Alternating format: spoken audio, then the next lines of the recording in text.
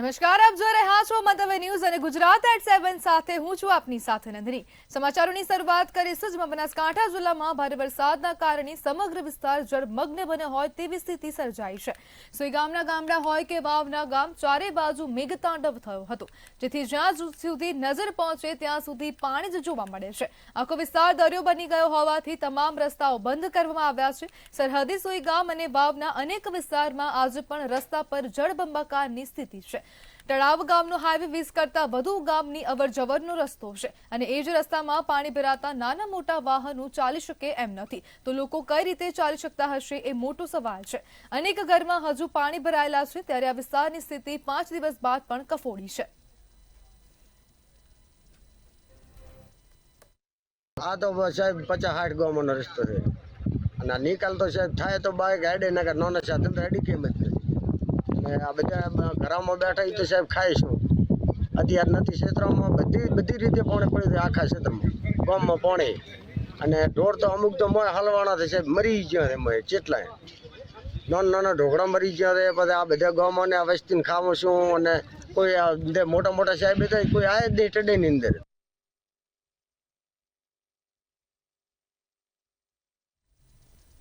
બનાસકાંઠાના પૂરગ્રસ્ત વિસ્તાર માટે સરકાર પશુઓના વહારે આવી છે। ગુજરાત સરકાર દ્વારા સૂકો ઘાસચારો ભરેલ 47 ગાડીઓ મોકલવામાં આવી છે। થરાદથી અધ્યક્ષ અને પૂર્વ સાંસદની ગાડીઓ રવાના કરાઈ છે। વરસાદના કારણે પશુઓના ઘાસચારા માટેની કિલ્લત હતી અને સુઈગામ વાવ થરાદમાં પાણી ભરાતા સ્થિતિ કફોડી બની ગઈ હતી, ત્યારે અનેક સેવાભાવી સંસ્થા સાથે સરકાર પણ અબોલ જીવના વારે આવી છે।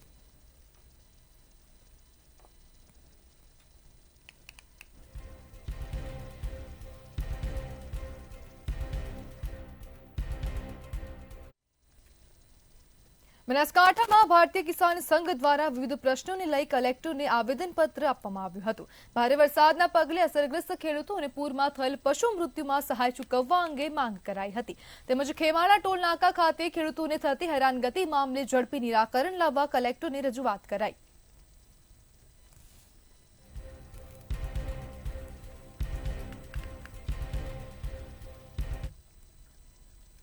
સાબરકાંઠાના વડાલીમાં 10 દિવસથી પીવાના પાણીની સમસ્યાને લઈ મહિલાઓએ પાલિકા કચેરી બહાર હાય હાયના નારા લગાવી વિરોધ પ્રદર્શન કર્યો। રોડ પર ચક્કાજામ કરી પાણી નહીં મળે ત્યાં સુધી વિરોધ યથાવતની ચીમકી આપી। વિરોધ વચ્ચે પાલિકા અધિકારીઓ ઓફિસમાંથી ગાયબ થયા હતા, જ્યારે પોલીસે ઘટના સ્થળે પહોંચીને વ્યવસ્થા સંભાળી હતી।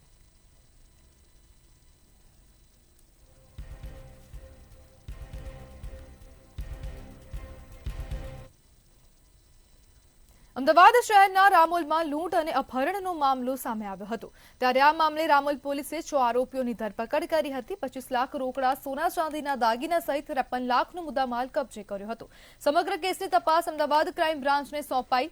આરોપીઓને સાથે રાખીને ઘટનાનું રિકન્સ્ટ્રક્શન કરવામાં આવ્યું અને પંચનામું પણ કરવામાં આવ્યું।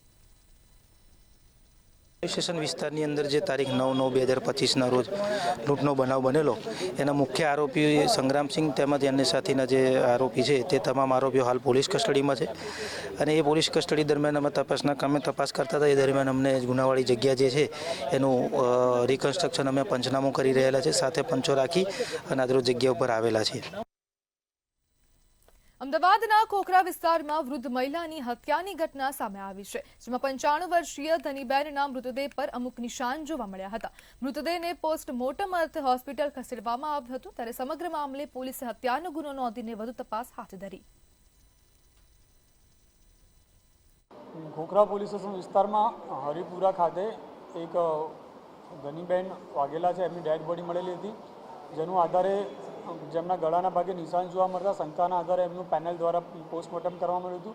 પોસ્ટમોર્ટમ દરમિયાન એવી હકીકત ખુલેલી હતી કે એમનું ગળુના ઉપર પ્રેશર આવવાથી એમનું ગળું દબાઈને હત્યા કરવામાં આવેલી છે, જેના આધારે એમના જે પૌત્ર છે એમની ફરિયાદ લઈને મર્ડરનો ગુનો દાખલ કરવામાં આવેલો છે અને જેના આધારે કેવા કારણથી એમને હત્યા થઈ છે, કોણે હત્યા કરી છે એ બાબતની હાલમાં તપાસ ચાલુ છે। રાજ્યમાં દિવસે ને દિવસે કાયદો અને વ્યવસ્થાની સ્થિતિ કથળતી જઈ રહી છે, ત્યારે અમદાવાદમાં માત્ર 48 કલાકમાં બનેલી 2 જઘન્ય હત્યાઓએ કાયદો અને વ્યવસ્થા અને સુરક્ષા પર ગંભીર પ્રશ્નો ઉભા કર્યા છે, જેને લઈ કોંગ્રેસના પ્રવક્તા ડોક્ટર મનીષ દોશીએ કહ્યું કે રાજ્યમાં ગુનેગારોને પોલીસનો કોઈ ડર નથી। જે પોલીસે સામાન્ય જનતાની રક્ષણ માટે કામ કરવાનું હોય એની બદલે પોલીસ તંત્ર સામાન્ય માણસની અરજી પણ પોલીસ સ્ટેશનમાં સ્વીકારાતી નથી. સાથોસાથ સામાન્ય માણસને પોલીસ સ્ટેશનમાં અરજી આપવા જાય તો એમનું નથી સ્વીકારાતું.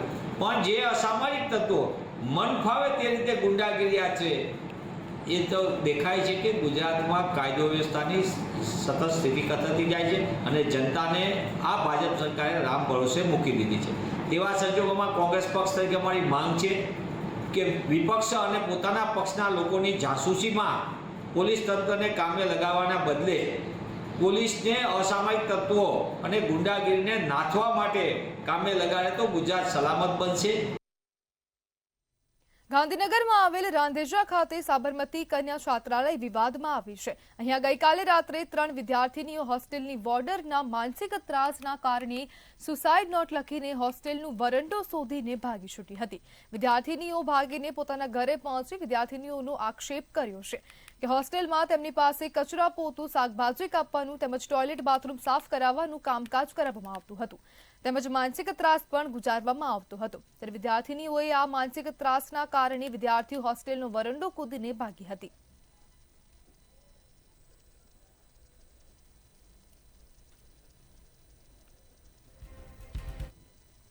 પાટણ સિદ્ધપુરમાં સોશિયલ મીડિયા પર ભ્રામક વિડીયો વાયરલ કરનાર વોર્ડ નંબર 9ના કોર્પોરેટર અનિલ સોલંકી સામે પોલીસ કાર્યવાહી હાથ ધરવામાં આવી છે. કોર્પોરેટર અને બહુજન મુક્તિ પાર્ટીના પ્રદેશ સંગઠન સચિવ અનિલ સોલંકીએ સોશિયલ મીડિયા પર 2022ના જૂના વિડીયોને તલાટી વર્ગ 3 પરીક્ષા સાથે જોડીને વાયરલ કરી પરીક્ષાર્થીઓ અને જનતામાં ભય ફેલાવ્યો. સિદ્ધપુર તાલુકા વોટ્સએપ ગ્રુપમાં મુકાયેલ ભ્રામક વિડીયોમાં ઈવીએમ મશીન હટાવવાના વિરોધનો ક્લિપ હતો, જેના કારણે નેશનલ હાઈવે 8 પર અવરજવર અને ઇમરજન્સી સેવાઓને અસર થઈ. પોલીસ તપાસમાં સત્ય ખુલ્યું. સ્થળે પહોંચીને વાસ્તવિકતા સામે આવી. પોલીસે અનિલ સોલંકીની અટકાયત કરી મોબાઈલ જપ્ત કરી કાર્યવાહી શરૂ કરી છે.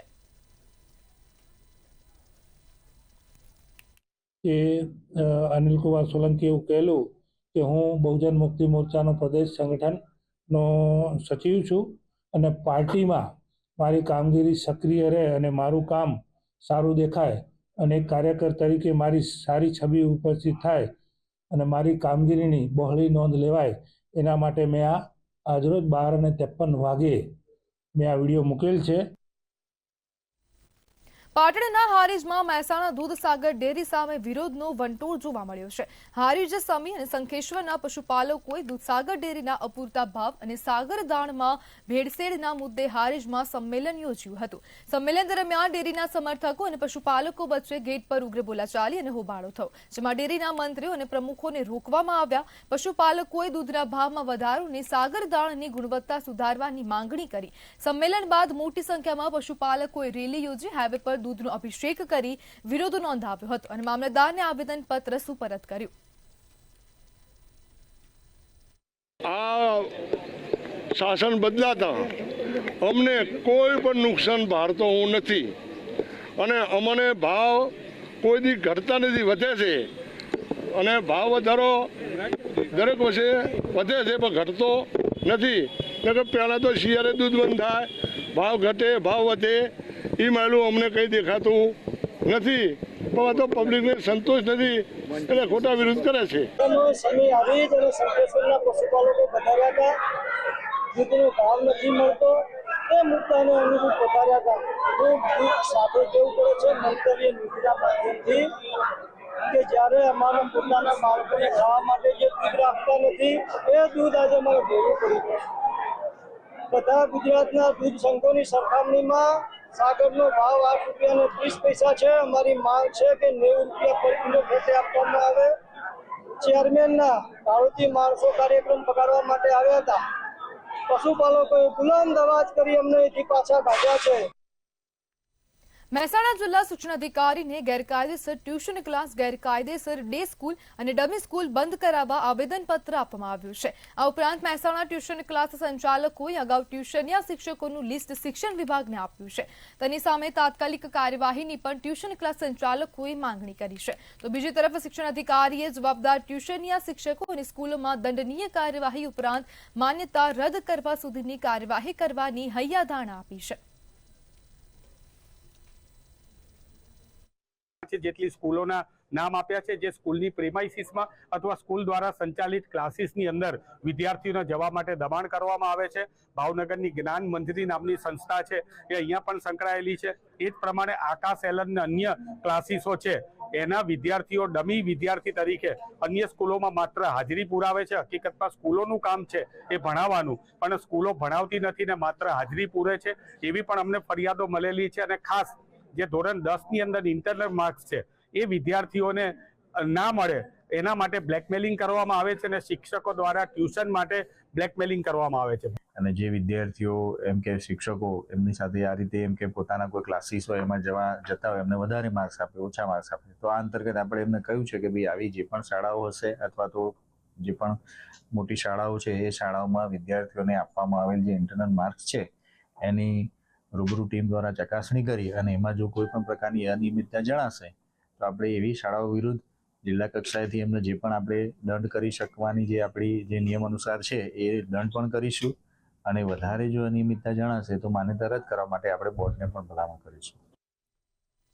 સુપ્રીમ કોર્ટે ધોરણ 1 થી 8માં અભ્યાસ કરાવતા તમામ શિક્ષકોએ ટેટ પાસ ફરજિયાત કરવી પડશે તેવો ચુકાદો આપ્યો. જોકે સુપ્રીમના ચુકાદા સામે અખિલ ભારતીય શૈક્ષિક મહાસંઘ દ્વારા વડાપ્રધાન નરેન્દ્રભાઈ મોદી આ મુદ્દે હસ્તક્ષેપ કરે તેવી રજૂઆત કરતા આવેદનપત્ર આપવામાં આવ્યું હતું. ત્યારે તમામ જિલ્લાઓમાં જિલ્લા કલેક્ટરોને આવેદનપત્રો આપવામાં આવ્યા હતા. ત્યારે ગાંધીનગરમાં પણ અખિલ ભારતીય શૈક્ષિક મહાસંઘ દ્વારા આવેદનપત્ર આપવામાં આવ્યું. આરટી 2009 અને એનસીટીની જોગવાઈ અનુસાર જે 2 શ્રેણીમાં વહેંચાયેલું છે એ બંને શ્રેણીઓમાંથી 2010 પહેલાના તમામ શિક્ષકોને આમાંથી મુક્તિ આપેલી છે અને 2010 પછી એટલે કે 2011થી તમામ શિક્ષકો ટેટ પરીક્ષા પાસ કરીને એ આપણી નોકરીમાંથી જોઈનિંગ થયેલા છે. તો આ બાબતે માનનીય વડાપ્રધાનશ્રીને એક વિનંતી સહ હસ્તક્ષેપ કરી અને આમાંથી મુક્તિ અપાવવા માટે, કારણ કે દેશના 20 લાખથી પણ વધુ કર્મચારીઓ આની અસર થઈ શકે છે.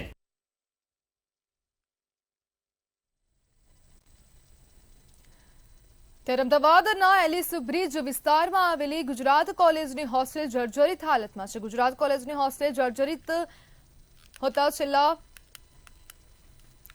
5 વર્ષમાં આ બંધ કરવામાં આવી હતી ને તેને લઈને હવે ફરીથી આ જે ગુજરાત કોલેજ છે તેમાં લાઇબ્રેરી શરૂ કરવામાં આવી હતી ને તેને જ લઈને વિરોધ પણ કરવામાં આવ્યો હતો.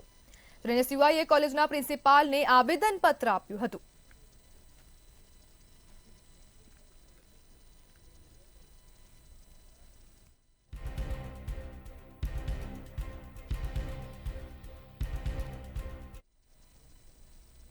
ગુજરાત કોલેજમાં વિદ્યાર્થીઓના વિવિધ પ્રશ્નોને લઈને એનએસયુઆઈ કાર્યકર્તાઓ દ્વારા વિરોધ પ્રદર્શન કરવામાં આવ્યું છે. ગુજરાત કોલેજમાં પીવાના પાણીની સુવિધાનો અભાવ જેવા પ્રશ્નો તેમજ છેલ્લા 2 વર્ષથી બંધ પડી રહેલ જર્જરિત કેમેસ્ટ્રી બિલ્ડિંગમાં અચાનક ગ્રંથાલય શરૂ કરી દેવાતા વિરોધ કરવામાં આવ્યો હતો. ગુજરાત કોલેજ તંત્રને આવેદનપત્ર આપીને રજૂઆત કરવામાં આવી હતી.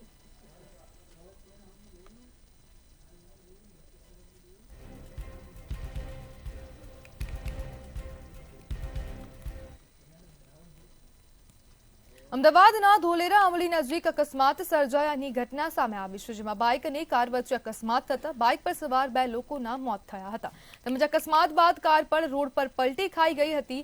જોકે આ ઘટનાના 2 કલાકમાં જ બીજો અકસ્માત સર્જાયો, જેમાં રોડ પર ટર્ન લેતી વખતે લોડિંગ ટ્રકે પલટી મારી. ત્યારે બનાવની જાણ થતાં પોલીસે ઘટના સ્થળ પર પહોંચીને વધુ તપાસ હાથ ધરી.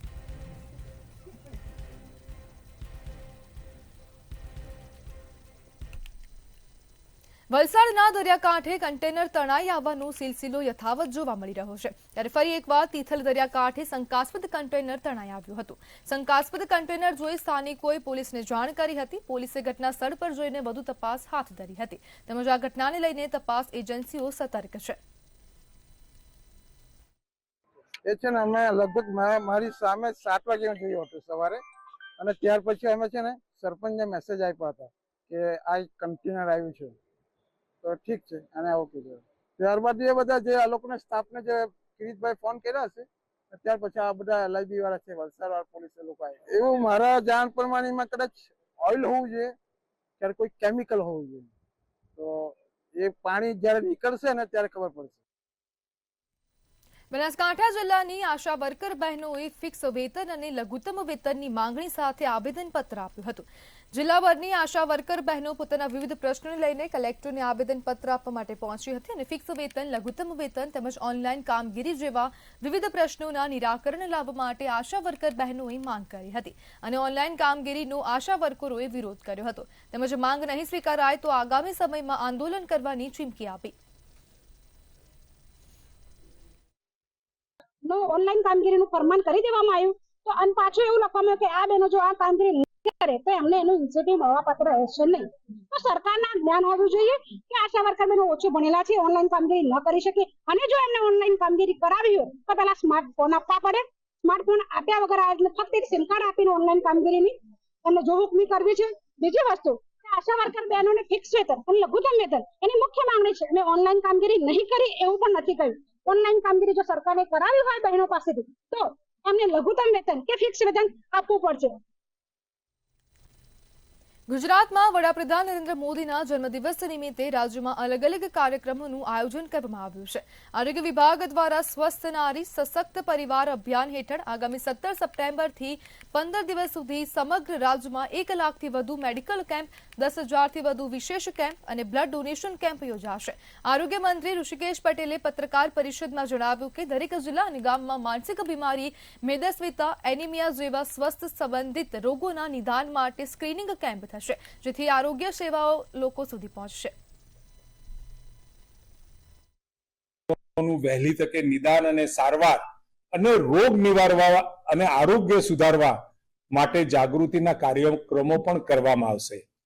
આની લોન્ચિંગ ઇવેન્ટ એ 17મી સપ્ટેમ્બર 2025 ના દિવસે મહાત્મા મંદિર ગાંધીનગર ખાતે માનનીય રાજ્યપાલ શ્રી, માનનીય મુખ્યમંત્રી શ્રીની ઉપસ્થિતિમાં સુપર સ્પેશિયાલિટી જેવી કે હૃદય રોગ નિષ્ણાત, કેન્સર નિષ્ણાત, કિડની નિષ્ણાતો દ્વારા કેમ્પનું આયોજન કરવામાં આવેલ છે.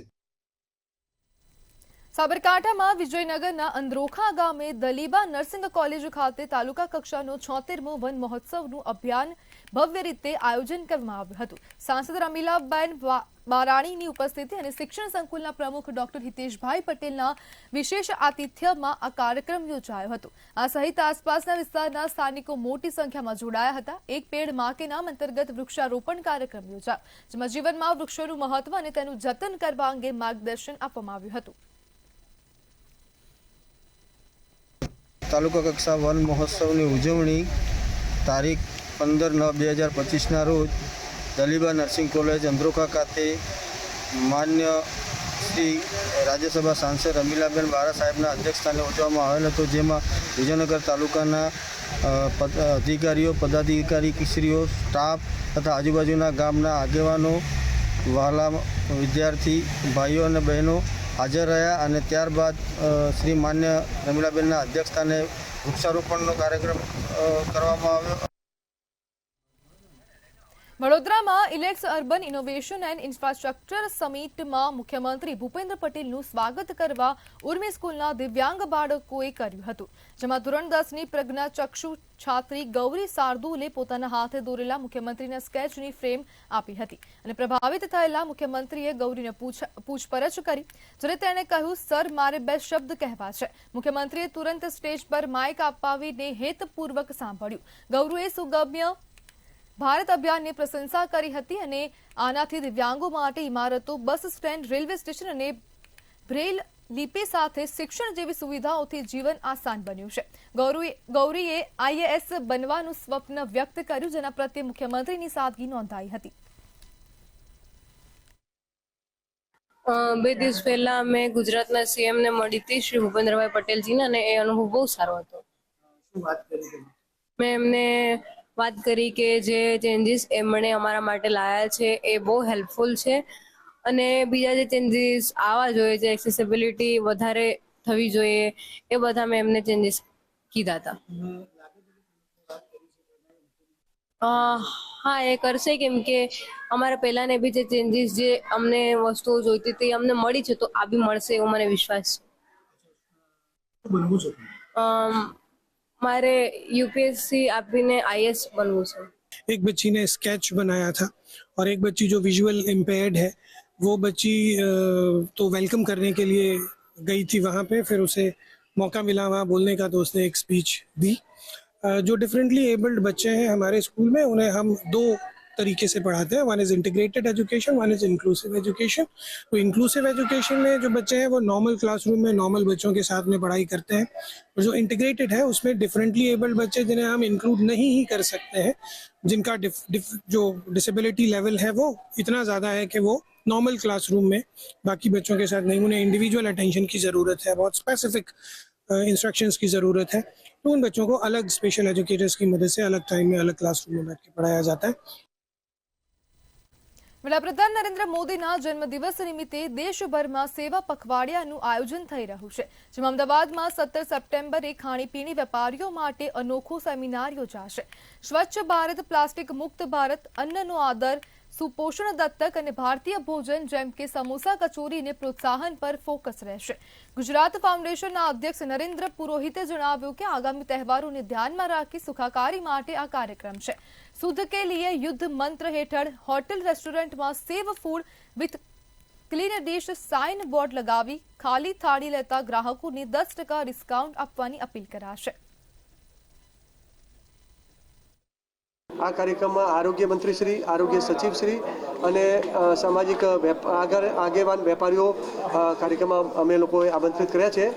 હવે અમારો મુખ્ય મોટો રહેશે શુદ્ધ કે લીએ યુદ્ધ, કારણ કે અમે લોકો સારું સુખાકારી ભર્યું સારું પૌષ્ટિક આહાર લોકોને મળે તેના માટે અમારી આ મુવમેન્ટ રહેશે। અને જે અન્નનો આદર થાય કે લોકો 40 કરોડ લોકો આજે પણ ભૂખ્યા સૂવે છે, એ લોકો ભૂખ્યા ન સૂવે એના માટે અમે લોકોએ સેલ્ફી વિથ ક્લીન ડિશ અને દરેક હોટલ, રેસ્ટોરન્ટ અને મીઠાઈની દુકાનોમાં અમે એવા સાઇન બોર્ડ લગાવવાના છીએ અને અમારા વેપારીઓને અપીલ કરવાના છીએ કે જે હેઠું ન છોડે એને 10% ડિસ્કાઉન્ટ આપવું। અમદાવાદના ટાગોર હોલ ખાતે અખિલ ગુજરાત પ્રવાસી વાહન સંચાલક મહામંડળ દ્વારા રજત મહોત્સવ યોજાયો હતો। ગુજરાતના પૂર્વ નાયબ મુખ્યમંત્રી નીતિન પટેલની ઉપસ્થિતિમાં આ કાર્યક્રમ યોજાયો હતો, જેમાં 800 જેવા સભ્યોએ ઉત્સાહભેર ભાગ લીધો હતો। તેમજ આ એક્ઝિબિશનમાં ટાટા, ફોર્સ અને આઈશર જેવી કંપનીઓના સ્ટોલ લાગ્યા હતા। અમારે સંસ્થાની જે રચના કરી અને 25 વર્ષ પૂર્ણ કર્યા અમે, એટલે એક અમે રજત જયંતિ મહોત્સવ જેવો અમે કાર્યક્રમ રાખ્યો હતો। અમારા ટોટલ સભ્યો 1200 છે અત્યારે ઓલ ગુજરાતની અંદર। એની અંદર આ પ્રોગ્રામમાં આ વખતે હું એવું માનું છું કે લગભગ 708 થી 800 લોકોએ હાજરી આપી છે। અને મુખ્ય ઉદ્દેશ એ જ હતો કે આવનારા ભવિષ્યમાં બધી જે નવી નવી ટેકનોલોજીવાળી ગાડીઓ આવે છે તો એક જ પ્લેટફોર્મ ઉપર બધા લોકો જોઈ શકે અને એને સમજી શકે કે ભવિષ્યમાં આપણે સારું સુવિધા કેમ આપી શકીએ અને પેસેન્જરની સેફ્ટીનો કેટલો વધુમાં વધુ ધ્યાન રાખી શકીએ। आज यहाँ गुजरात में आया हूँ अहमदाबाद में, क्योंकि यहाँ के फेडरेशन को 25 साल पूरे हो गए। यहाँ काफ़ी लोग आए हुए हैं, अलग अलग प्रांतों से, गुजरात के सब डिस्ट्रिक्ट लोगों से आए हैं। तकरीबन 800-900 के आसपास लोग रहेंगे। यहाँ जो डिस्प्ले लगाया इन्होंने, ये लोगों को देखने की अपॉर्चुनिटी देता है। अलग अलग टाइप की जो बसेस है वो देखने की अपॉर्चुनिटी देता है। आप यहाँ देखेंगे तो लग्जरी बस है, स्कूल बस, वोल्वो जैसी भी हाई एंड बस है और ऑर्डिनरी स्कूल बस भी है। बाकी भी टेक्नोलॉजी कुछ कंपनी है, एसी की कंपनियां हैं, तो लोगों को एक जगह सब देखने का मौका इससे मिलता है। સમાચારમાં આગળ વાત કરીએ તો રાજસ્થાન વિધાનસભાના અધ્યક્ષ મા અંબાના શરણે આવ્યા છે। તો આ સમાચાર સામે આવી રહ્યા છે, જેમાં રાજસ્થાન વિધાનસભાના અધ્યક્ષ મા અંબાના દર્શને આવ્યા છે। મહત્વપૂર્ણ સમાચાર સામે આવી રહ્યા છે। અધ્યક્ષ વાસુદેવ દેવનાની મંત્રી અને સાંસદ સાથે મા અંબાના દર્શને આવ્યા। અંબાજી મંદિર ટ્રસ્ટ દ્વારા અધ્યક્ષનું સ્વાગત કરવામાં આવ્યું। જ્યારે અધ્યક્ષ વાસુદેવ દેવનાનીએ મા અંબાના દર્શન કર્યા છે।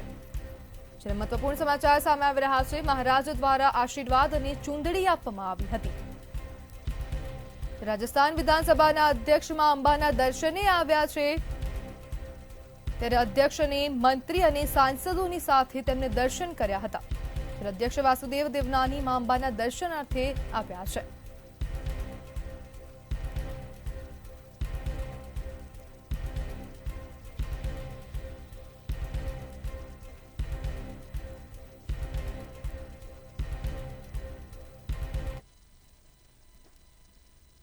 સમાચારમાં આગળ વાત કરીએ તો વડોદરા ખાતેથી આ સમાચાર સામે આવી રહ્યા છે, જેમાં વોન્ટેડ મહિલા આરોપી ઝડપાઈ છે. તો આ સમાચાર સામે આવી રહ્યા છે વડોદરા ખાતેથી, જેમાં એનડીપીએસના કેસમાં વોન્ટેડ મહિલા એસઓજીના સકંજામાં આવી છે. કપુરાઈ પોલીસ સ્ટેશનના 66.280 ગ્રામ એમડી ડ્રગ્સ કેસનો આ મામલો હતો ને જેમાં ડ્રગ્સનો જથ્થો મંગાવનાર વોન્ટેડ નીલોફર સલમાની ઝડપી પાડવામાં આવી છે. અને 8 ફેબ્રુઆરીએ ડભોઈ રોડ પરથી આ ડ્રગ્સનો જથ્થો ઝડપાયો હતો અને સમગ્ર મામલે હવે આ વોન્ટેડ મહિલા આરોપી ઝડપાઈ છે.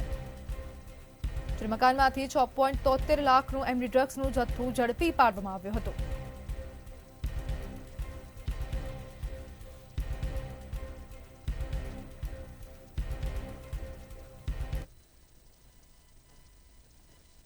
વડોદરાથી આ સમાચાર સામે આવી રહ્યા છે, જેમાં દુષ્કર્મની ફરિયાદ નોંધાઈ છે. તો આ સમાચાર વડોદરા ખાતેથી સામે આવી રહ્યા છે, જેમાં દુષ્કર્મની ફરિયાદ નોંધાવવામાં આવી છે, જેમાં એડવોકેટ વિરુદ્ધ દુષ્કર્મની ફરિયાદ નોંધાઈ છે.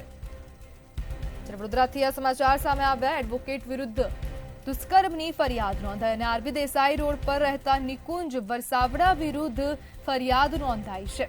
ત્યારે નવાપુરા પોલીસ મથકે એડવોકેટ વિરુદ્ધ દુષ્કર્મની ફરિયાદ નોંધાવવામાં આવી છે. વડોદરાથી આ સમાચાર સામે આવી રહ્યા છે, વ્યવસાય કરતી મહિલાએ એડવોકેટ સામે ફરિયાદ નોંધાવી છે. મહિલાએ સિવિલ મેટર માટે એડવોકેટનો સંપર્ક કર્યો હતો. વડોદરાથી આ સમાચાર સામે આવી રહ્યા છે, જેમાં એડવોકેટ વિરુદ્ધ દુષ્કર્મની ફરિયાદ નોંધાઈ. મેટરને લઈને એડવોકેટને અવારનવાર મળવાનું પણ થતું હતું. ત્યારે વકીલ અને મહિલા વચ્ચે પારિવારિક સંબંધ થયો હતો વિકસિત. ત્યારે વકીલ નિકુંજ દ્વારા મહિલાને ફોસલાવીને દુષ્કર્મ આચરવામાં આવ્યું. ત્યારે વકીલના ઘરમાં સીસીટીવી લગાડેલ હોય અને મહિલાને ધમકી અપાઈ હતી. તો આ સમાચાર સામે આવી રહ્યા છે, ન્યૂડ ફોટો વાયરલ કરવાની ધમકી આપીને વકીલે રૂપિયા માંગ્યા હતા. ત્યારે વડોદરા ખાતેથી આ મહત્વપૂર્ણ સમાચાર સામે આવી રહ્યા છે, જેમાં એડવોકેટ વિરુદ્ધ દુષ્કર્મની ફરિયાદ નોંધાવવામાં આવી છે.